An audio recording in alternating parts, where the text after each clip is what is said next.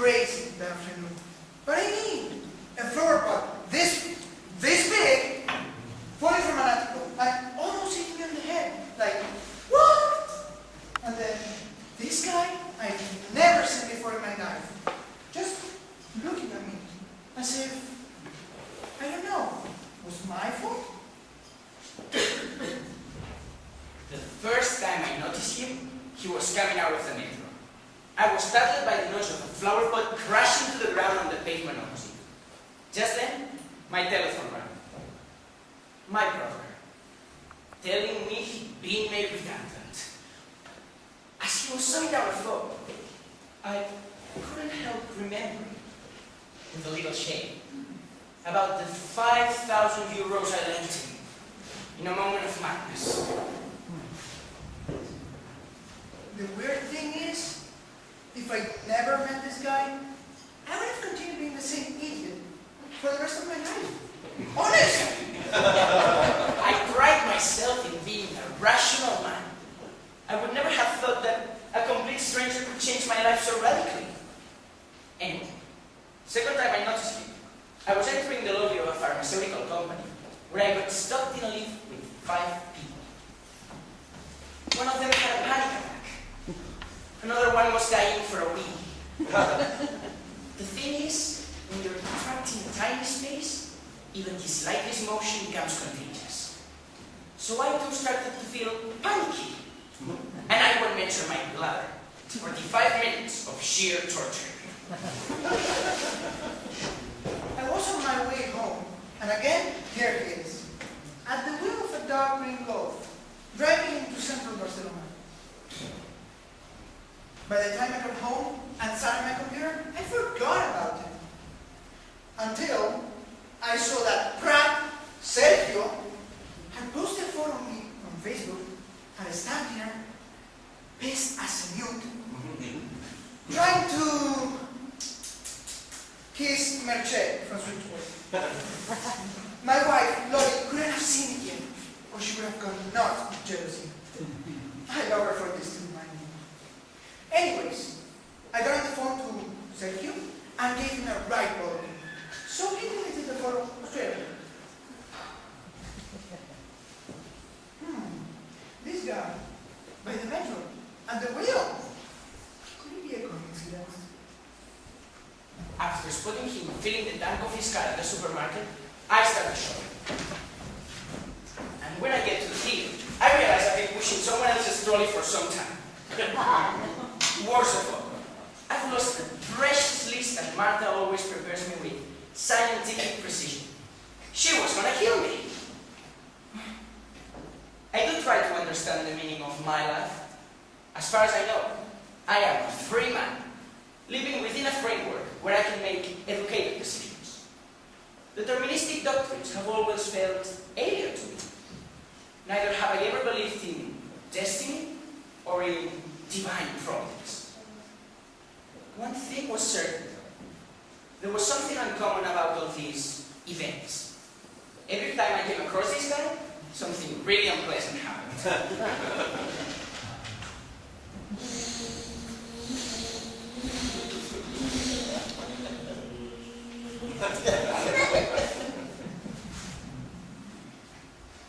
It got worse and worse. And on top of that, it happened more and more often. Like this, and somehow or other, he was always there. Never near. Oh no. But he was there on time. Like this one time, I was waiting for my son.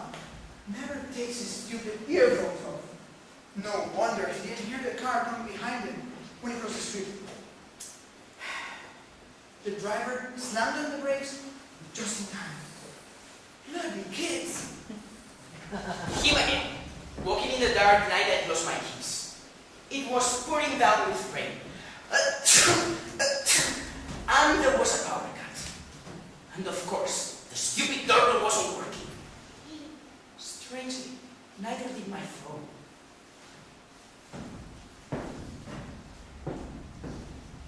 I seemed to be caught in a deterministic spiral. Until then, I'd made identified with Libertarian liberalism. Maybe because I like the way it sounded. Libertarian liberalism. Libertarian liberalism. Namely, a concept of free will, where the individual is expected to take more than one course of action, within a set of circumstances. But I came to realize that taking any course of action was pointless, given the almost predictable frequency of the incidents. Still, at that stage, I told myself that all was not lost, and I decided to investigate my father. That creep again! In front of Nan, with the little girl, his daughter, I imagine. The same day, our mortgage extension was refused. I can't take a step without seeing him. He's like locksmith sneakers. He's everywhere! I'd see him walking down Carrepala. He looked in a filthy mood. Oh yes, it was the same morning our dishwasher flooded the apartment. Reflecting on a treaty by Laplace, a French philosopher worthy of note, I started wondering if the laws of nature were really the causality of all human actions. Which led me to ask myself whether this omnipresent bird below me had anything to do with a perverse law of nature. Sadly, I was having to concede that free will was only a hypothetical ability, nullified by external forces beyond man's control. I'm proud to be an atheist. I would never have believed that one day a superior power could have such an impact on my existence. I can't believe it! Here he was again on Meridiana. And after looking for a parking spot for half an hour, some bastard in a pink panda beats me to the last one.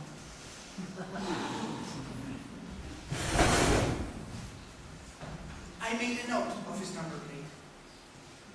What the hell was he doing nearby the road?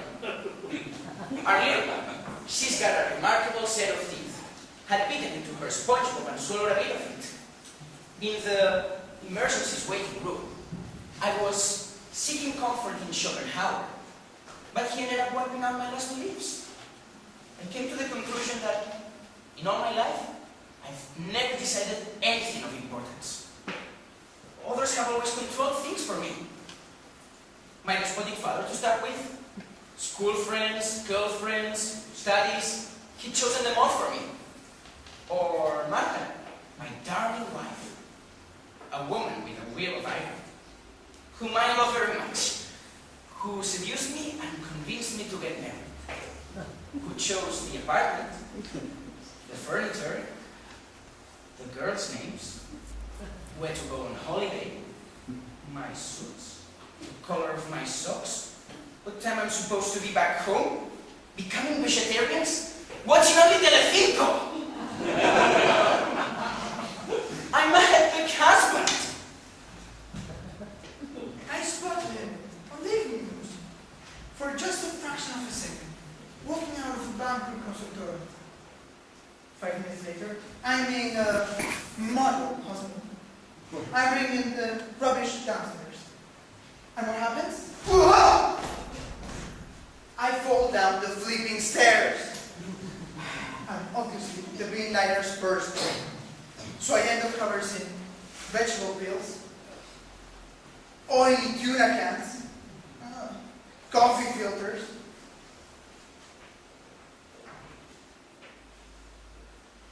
an old Mundo Deportivo, and a half-eaten toast with Nutella.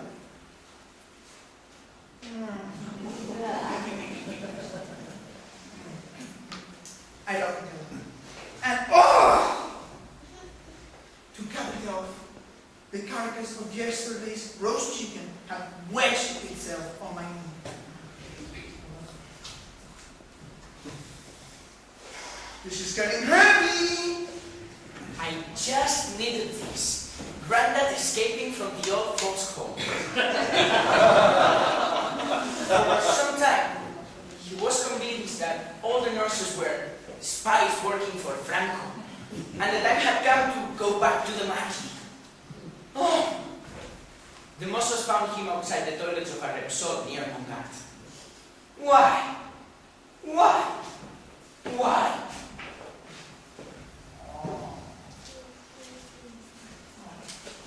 I knew I should have canceled my appointment when I saw him again. And sure enough, the noodle pen of the dentist pulled out the wrong tooth. And he had the nerve to tell me, don't worry, it will come back sooner or later to me. I don't know. Maybe it's because I'm a Barca supporter. I thought I was invulnerable. I don't think I am anymore. Or that I ever was. This guy is worse than Bayern Munich. Superstitions are rubbish. But I felt more and more that this stranger was like some kind of black cat crossing my way and turning my life into a never-ending Friday the 13th. Could it have to do with my job? Okay, I'm off to this place, but I love my job. Is it a crime to love your job?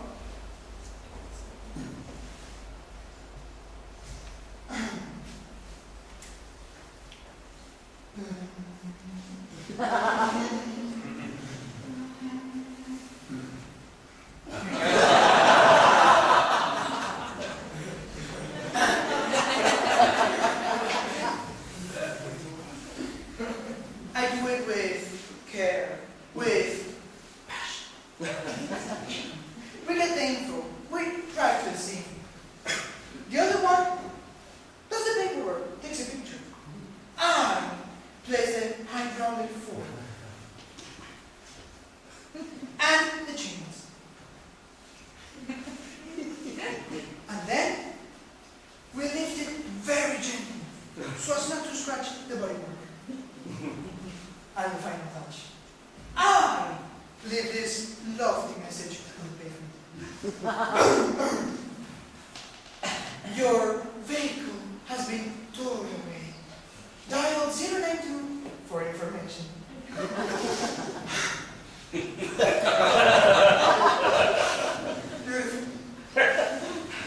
The best bit is storing away Porsche cars, Audis, BMWs, Jaguars, Alfa Romeos. No knows what is yet, but one day, a Ferrari Testarossa with the Real Madrid sticker. Yes!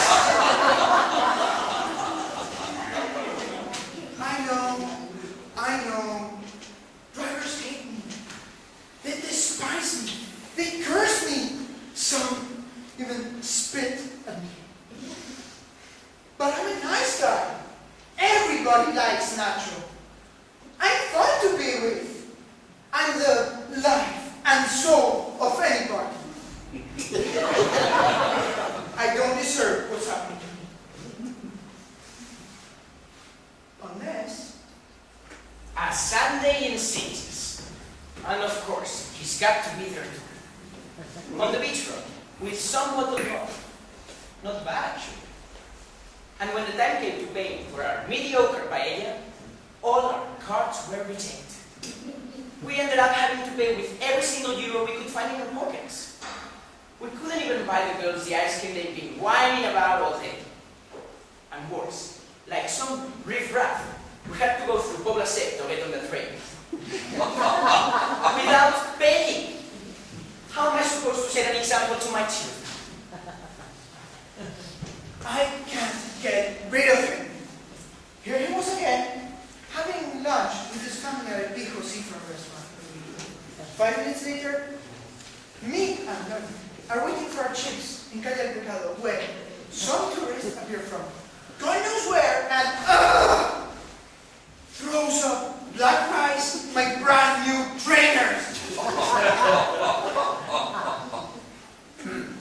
David, my psychiatrist, felt we'd been making good progress.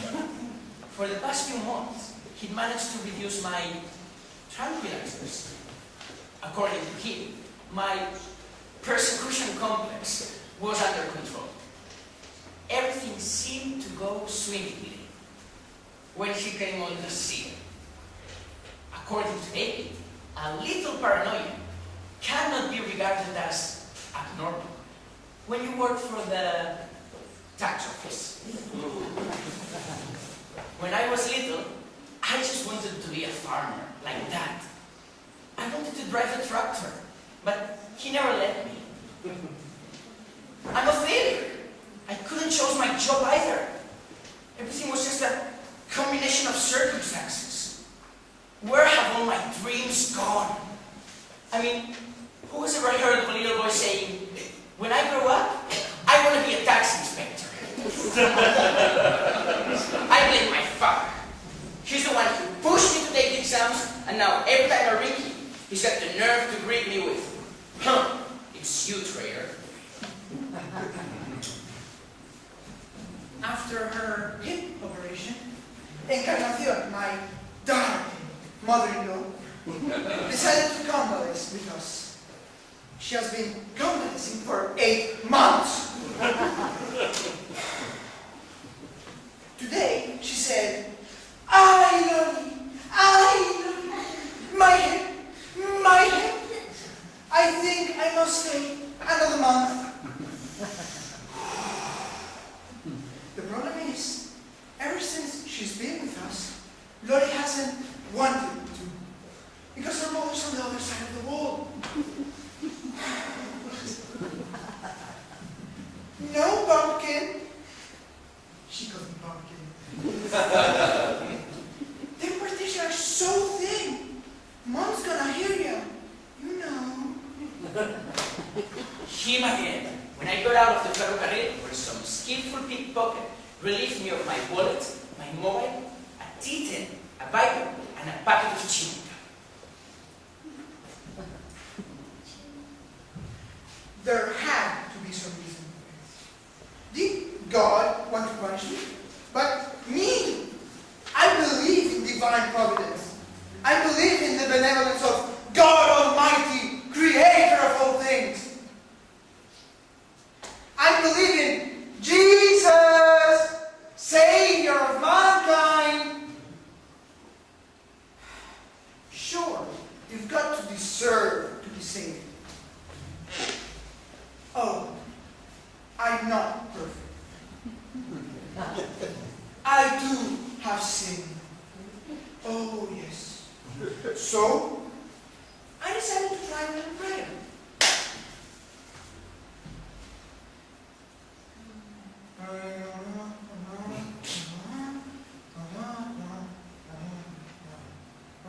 Thy will be done. Do you really have to make my life hell?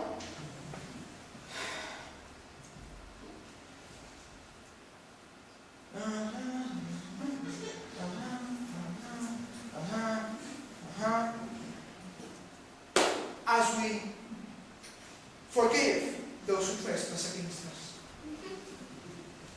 Except that bastard who sold them crappy kitchen tiles. Oh, sorry.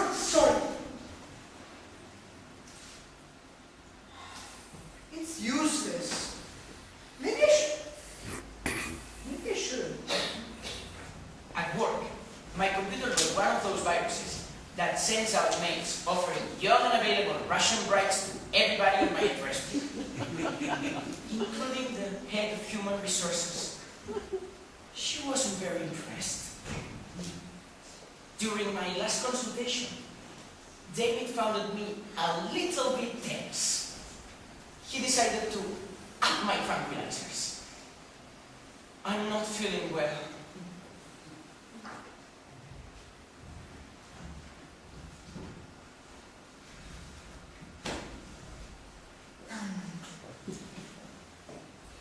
The last time I came to confession?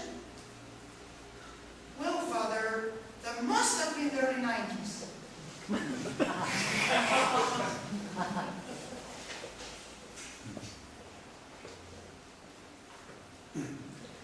Could I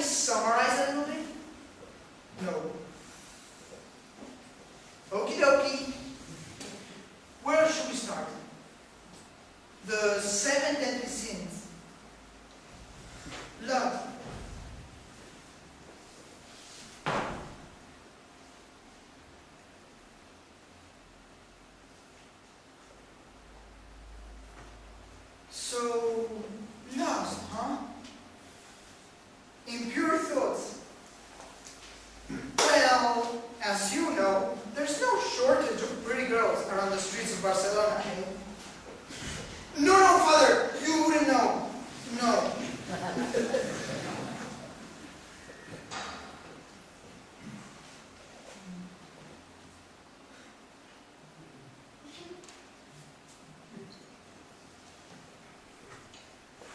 Gluttony? Well, I'm not one to say no to a few dozen calzots, washed down with a nice tinto. A glutton? Very well, you say so.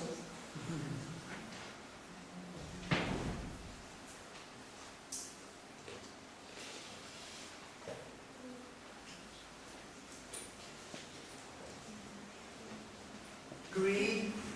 Now tell me, is it greed to use your dad's savings book to pay for a week's holiday till anything? Ah, it's theft!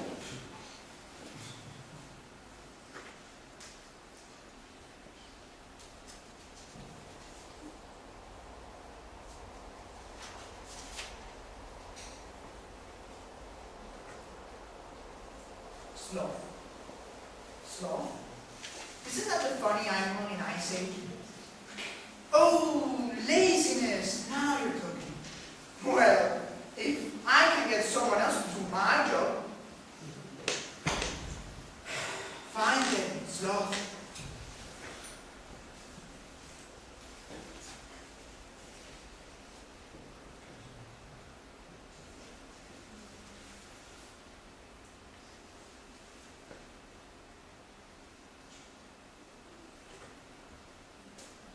Envy? Envy? No. Envy? No. Still, gets my goat to see how my boss can afford a new Mercedes. See how little work he gets to do. No problem, Father. We'll add envy to the list.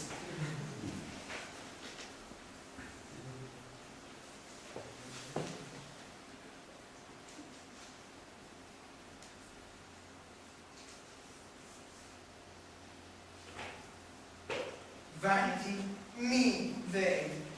Well, only a little bit. But who wouldn't be a good-looking, sexy, funny guy like me? Okay, vanity.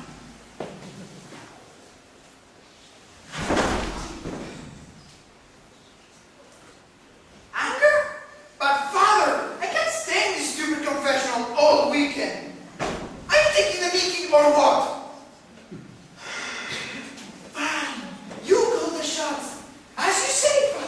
Anger too.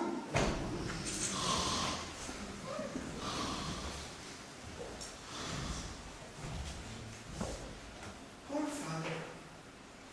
If it ever regretted giving absolution, must have been on that day. To wrap things up, he told me, Ignacio, listen to me. You mean well, but the problem with you is you've always been a schmuck. He made me say 10 Ave Marias and promised we'll never talk about his clapped out old Lala. I was going to ask if the Conferencia Episcopal approved this kind of penitence, but I've had my dose of religion for the day. I think I didn't repent sincerely enough. Because when I left the church, a mate at the police office called me.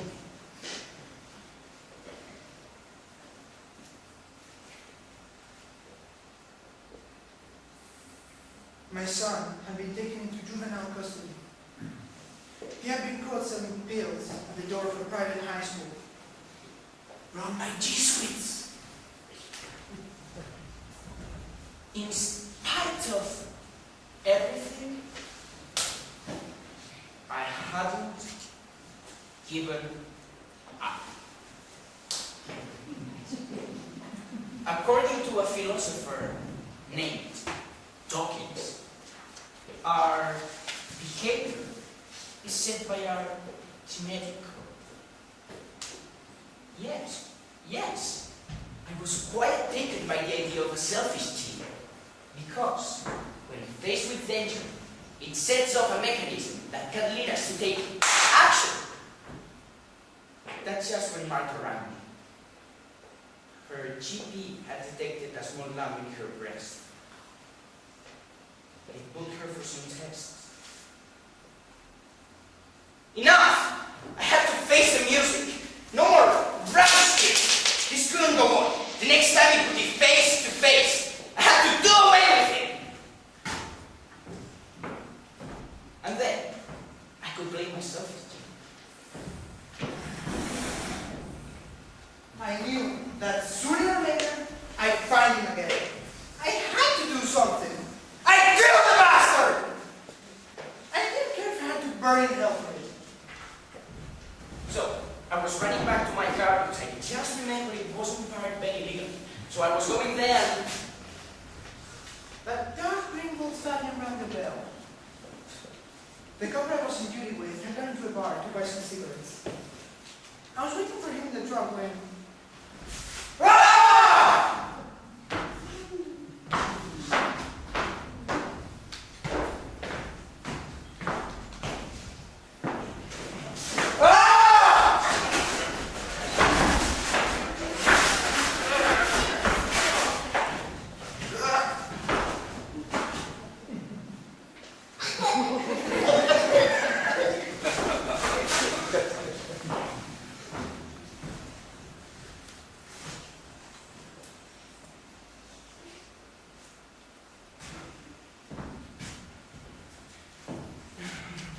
So, now,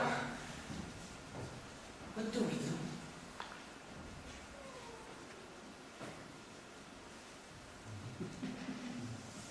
Let's have a beer. Excellent idea.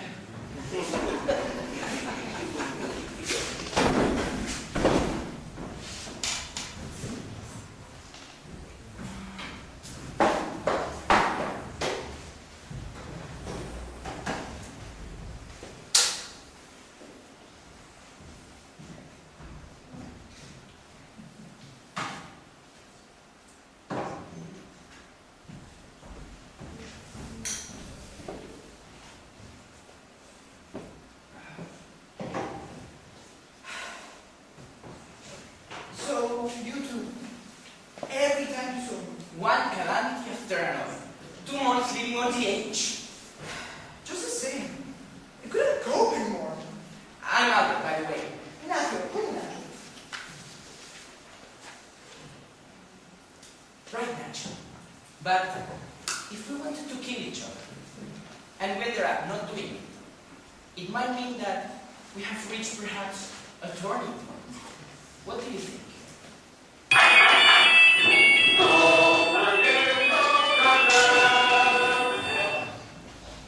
Hello?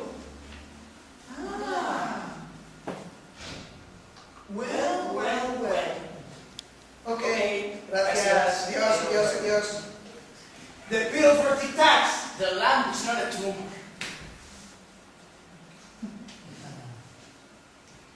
So, this would mean then that... We've reached the end of this nightmare. Okay, but what was the point of all this? I don't know. Maybe it was a sign, you know. Wanting to kill you was the first important decision I've taken since... I sort of have to admit I've been a nobody. And I think I may have been a bit of a warlord in my life. Also, I realize I'm not invulnerable. And that I might even get on a lot of people's nerves. I think the time has come to make some changes in my life. That's right. I'm through with dodgy accounts. I'll go back to the farm. I'll eat steak. I'll wear yellow socks. And I'm going to be the one driving the tractor. And I'll probably stop being a schmuck. There you are. So, was it some kind of lesson? And if the lesson is over, wouldn't that mean that we're free?